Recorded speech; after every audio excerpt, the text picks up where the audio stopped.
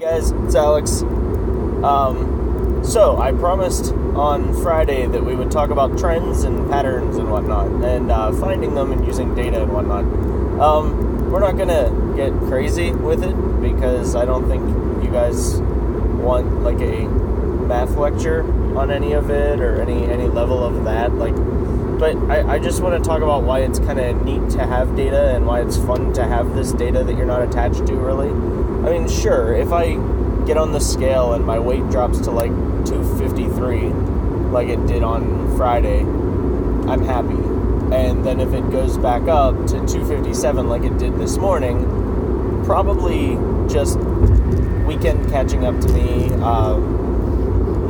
milk, sugar, alcohol, dairy, whatever, I don't know, but like probably just the weekend catching up to me, and it's probably just water weight, and it'll probably either all be gone by tomorrow or Tuesday, and then I'll see the loss again, hopefully. But, again, not like ruining my day with it, but at the same time, I kind of go, that sucks, I was hoping for a lower number, not a much higher number, but so the idea, though, is if you collect this data, you can watch things like that. So I know, for instance, that every time, I haven't figured out exactly how much sugar yet or how much alcohol yet, but I'm working on that, and I've figured out that when I eat or when I drink alcohol or I have sugar or something like that, the next day I tend to weigh more, which makes me think that those cause me to retain water, and I get inflamed a little bit and whatnot, and that's that, and the cool thing about that is you can use that to track all kind of stuff about yourself. Like, you could be like, well, I know that when I have red sauces, my weight goes up or something. I don't know. I don't know what the correlation could be, but seeing correlations is a great and fun. It's actually really interesting, and it's you can use it to kind of better your life too. Like, for instance, you see like the trend of when I eat certain, like in my case, when I eat certain spaghetti sauces, it upsets my stomach. And I'm still not 100% sure what it is, but I know that most of those fancy Prego sauces and stuff like that leave my stomach upset for a day or so. And it's, so I can kind of avoid those. Or, maybe it's garlic. So then every time I eat garlic, I notice that it's bothering my stomach. And you could just kind of see it. Dave Asprey talks about this a lot too. He talks about how he actually has an app called the Bulletproof Food Detective, which for Android it's garbage. So just don't even bother. But it's my understanding that on iOS it's a lot better. But the app, it allows you to take your heart rate before you eat something, and then it reminds you intervals to take it after, and then it kind of analyzes how that food affected you. And over the time, I'm not 100% sure if this is how the app works or just how I fathom that it should work, but over time it would kind of correlate and say, okay, well, excuse me, when you ate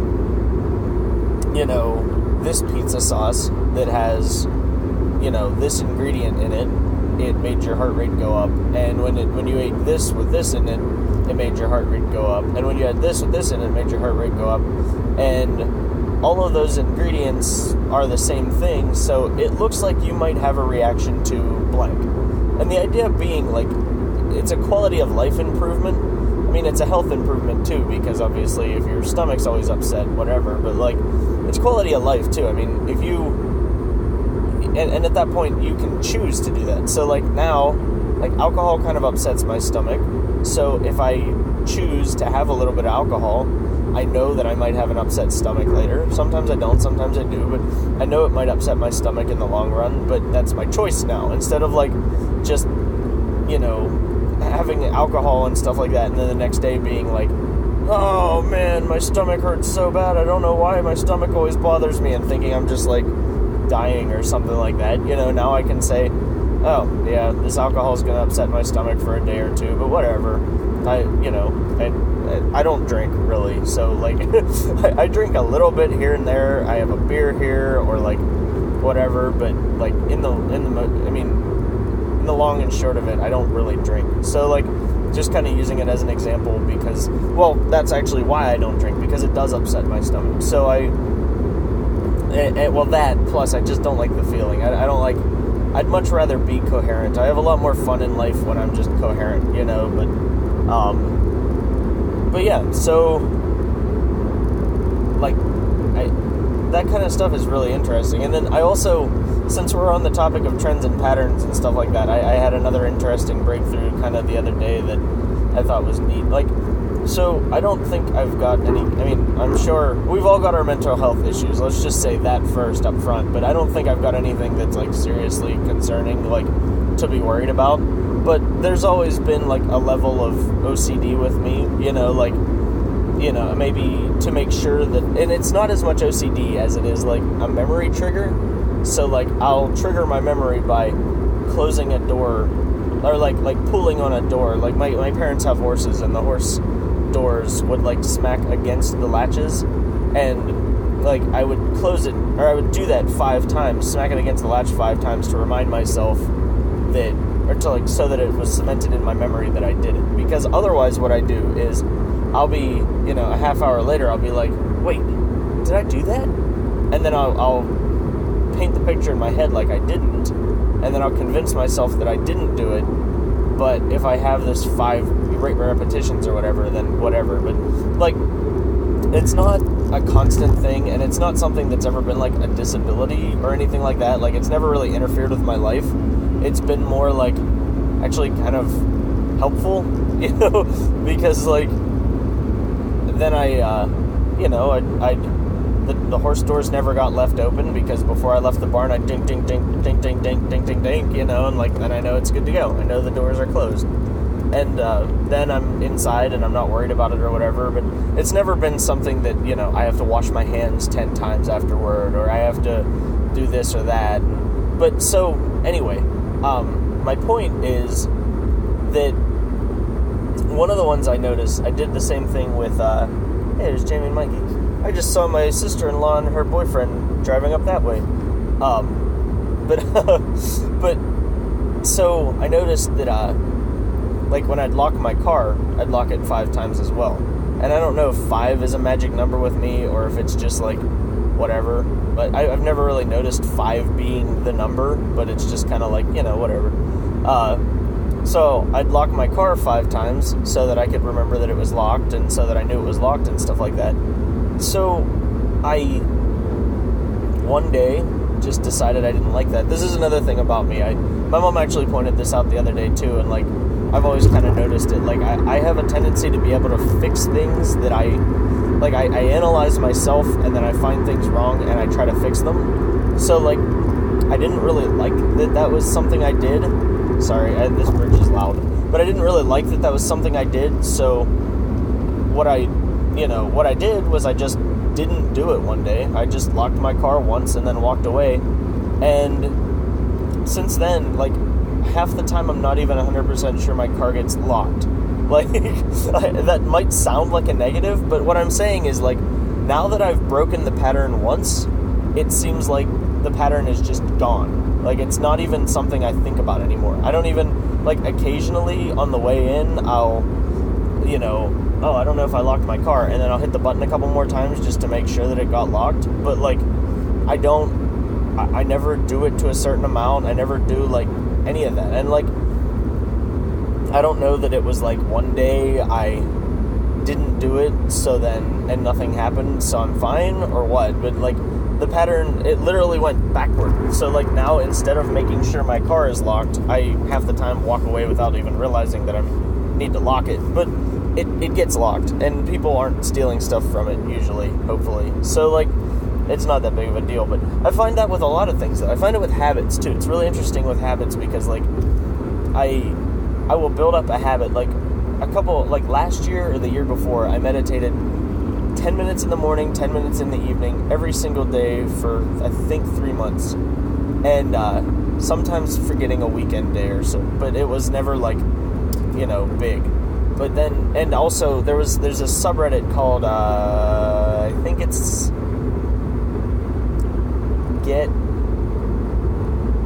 it's not Get Motivated, but it's Get Productive or something like that. I don't remember. There's a subreddit about getting things done and stuff like that, and which Get Things Done would make sense for it, but I don't think that's what it's called.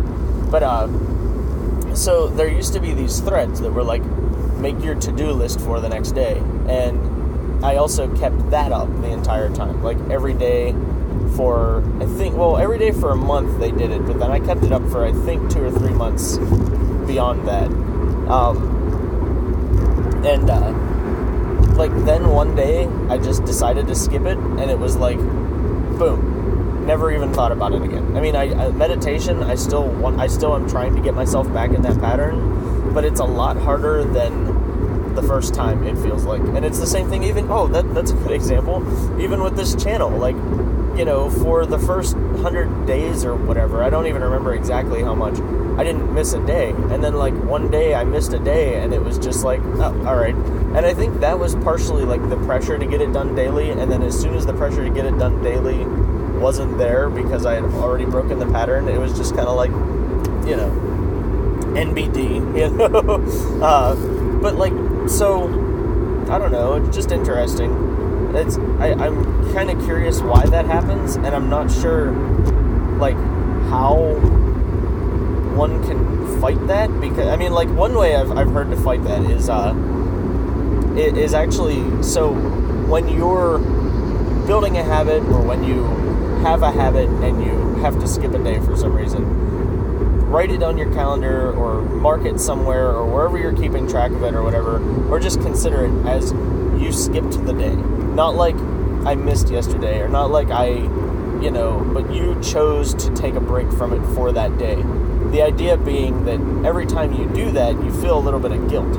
So then you don't have this like, oh, I skipped it and nothing happened, so I'll just, not do it ever again sort of situation. And I've had that help me in the past. I haven't really, so I'm kind of doing it with weight loss, I have, this whole weekend, I haven't been eating a lot, but I haven't been eating well either, so, like, when I eat, I haven't been eating great, I'm back today to eating well again. It's just kind of like, because I took a break, I chose to take a break, instead of just, like, going on vacation and just eating like crap and then coming back and continuing to eat like crap and stuff. Like, the transition period is a little more difficult because, of course, I've been eating like crap the last 3 days, but I made this is weird. So I got hungry for cake batter dip stuff the other day, like cookie dip, and I made some in like a yogurt container. Well, actually, I made some, and then I put it in the yogurt container that I made it, or that I used to make it. But I ate, like, a small portion of it, but it turns out that the recipe that I was following, which was my wife, it ends up making, like, a ton of it. Like, so I'm bringing it to work with the animal crackers that are extra, and I'm going to put it on the table and let them eat it, because, like, I don't want to be tempted to eat it, but, like, at the same time, I'm not tempted to eat it. It's sitting right there, and it's awesome, and I love it, and I could probably eat the entire bowl if I were given, like, the opportunity, but I'm not gonna, So, but yeah, so that was a little aside, I guess, but, but yeah, so trends and patterns are very interesting. Trending and stuff like that, like things that you can watch trends with, or like, oh, I feel tired every time I drink coffee after 4 p.m., well, the caffeine, even though it's 9 hours later that you're falling asleep, might be affecting your sleep still, and that's a proven thing that does actually happen. Like, coffee or caffeine can affect your sleep much later than it seems like it would. Or seems like it should, at least. So watching that kind of stuff is really interesting, and my buddy's been trying to get me to start tracking my food intake because of that kind of thing. Like, so then I could correlate it to, well, my weight goes up and my body fat goes up, and I feel more tired and stuff like that. But it's really hard just because, like, I have trouble accurately tracking it just because it's a lot of extra work. So I'm trying to find a way to do it that isn't like super tedious. I was posting pictures of everything I ate on Instagram for a while, but there it is. But I did it consistently for a couple days, but then I ended up forgetting one day, and then I just haven't done it again since. So I've done it a couple times, and I'm actually even taking pictures most of the time. I'm just not posting them for some reason. I don't know. It's the extra step or something, I guess. I don't know. Excuses, really, but, you know, human willpower and lack of willpower is a real thing. So anyway, getting on 16 minutes again. I will not make every episode of this like 15, 16 minutes long. I promise you that. So, make sure you track any data you can about yourself. And honestly, like, sure, you might get, like, your weight might be a higher number than you want it to be, or your weight might not flow in the direction you're hoping for, but it's still there. Just because you're not tracking it doesn't mean it's not moving.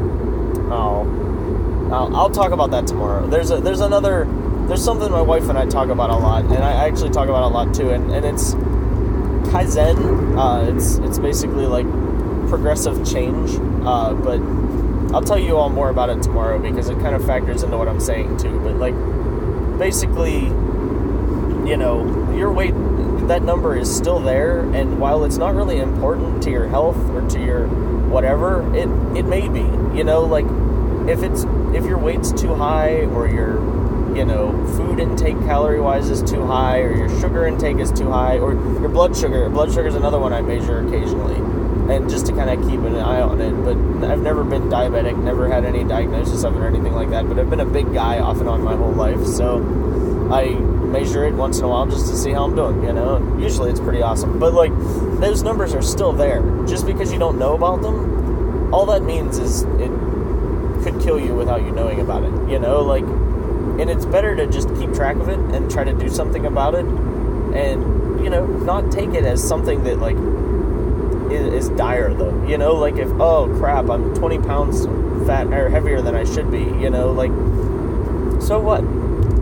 I mean, eat a little better. Maybe factor that in next time next time you're trying to decide whether to eat 3 or 4 hot dogs. You know, I mean, that's probably a personal example. I don't think I've ever eaten 4 hot dogs, but like, I mean, when you're trying to decide between a moderately high number and a more crazily high number of something, maybe factor that in. Maybe, I don't really need that extra one to be stuffed and sick feeling, you know. So like, because then the idea is you'll make slightly better choices. That was actually something that was in a 4-Hour Body. The guy measured his weight every day, and without even like consciously making a change, he ended up losing more weight because he was watching that number, you know, or he ended up losing weight because he was watching that number. So he would exercise a little more, or, you know, when he was asked how big of a piece of cake he wanted, he might have gotten a smaller piece just because it was kind of like his weight was on his mind and whatnot, you know. So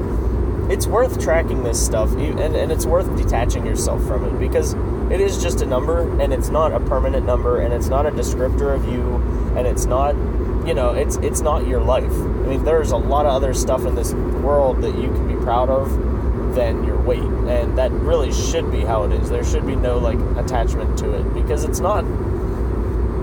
It's literally a number of how much mass you have when multiplied by gravity, you know. it's not like some crazy,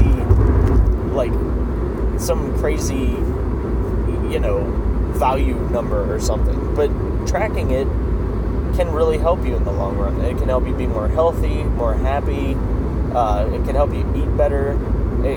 So, you know, tracking that kind of stuff, I'd encourage you to do it as well. So, but here it is, almost 20 minutes again, and I'm going to let you guys go today. So, if you happen to watch, let me know in the comments how you feel about tracking things, and how if you've ever tracked something that turned out to be a really interesting trend for you.